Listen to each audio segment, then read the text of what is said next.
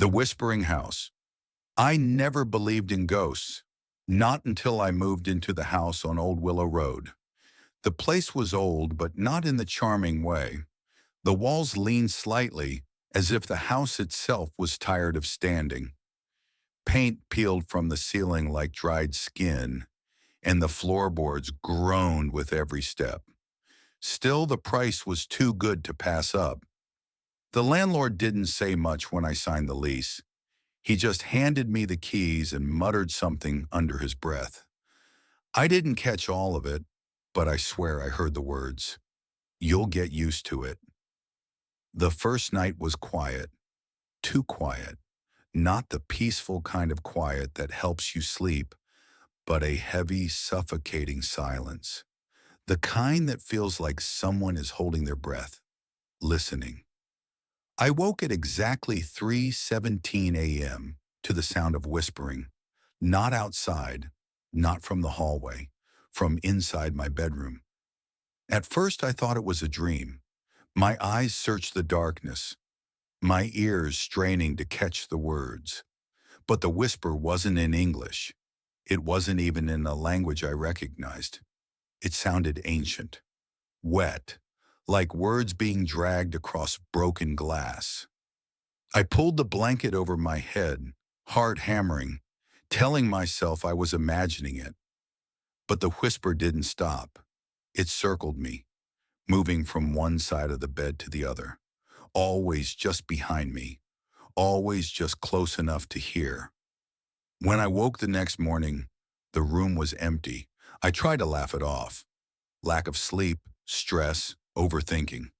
But the next night, at the exact same time, the whispers came back, louder this time, and they knew my name.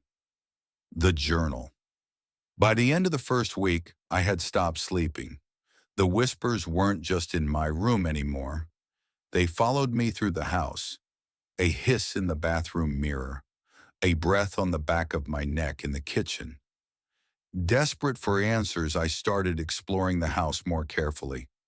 In the basement, hidden under a loose floorboard, I found a small leather-bound journal. Its pages were brittle, stained with something dark. The writing was frantic, barely legible. But I understood enough. The voice won't leave me. It tells me things, terrible things. I hear it even when I leave the house. I can't tell what's real anymore. It watches me in the dark. It wants me to stay. It wants me to stay forever. The last page was torn, but one line remained, scrawled so violently it cut through the paper. If you hear the whisper, it's already too late. Escalation. The nights grew worse. The whispers became voices, sometimes one, sometimes many. They argued in the dark, hissing and growling, until a silence heavier than death would fall. That silence was worse than the voices. It meant they were listening. I tried leaving. I packed a bag and headed for the door, but the moment I touched the handle, my vision blurred. My ears rang. I woke up hours later, lying on the floor in the living room, the bag gone, the door still locked. The house wasn't letting me leave. At 3:17 a.m. that night, I heard footsteps pacing outside my bedroom door. Slow, heavy, dragging, like something pulling itself along the floor. I held my breath, too terrified to move. Then a knock, 3 soft knocks on the door, and a voice low and rasping. Let me in. I didn't sleep at all that night. The man in the corner. A few nights later, the whispers finally took shape. I woke to the feeling of being watched. My eyes adjusted to the dark, and that's when I saw him. A man, or what was left of one, crouched in the corner of my room. His body was twisted, bones jutting out at impossible angles, his face half shadow, half grin. His eyes glowed faintly, pale and hungry. He didn't move. He just stared. I blinked and he was gone. But the whisper remained, curling into my ear. You can't leave. You're mine now.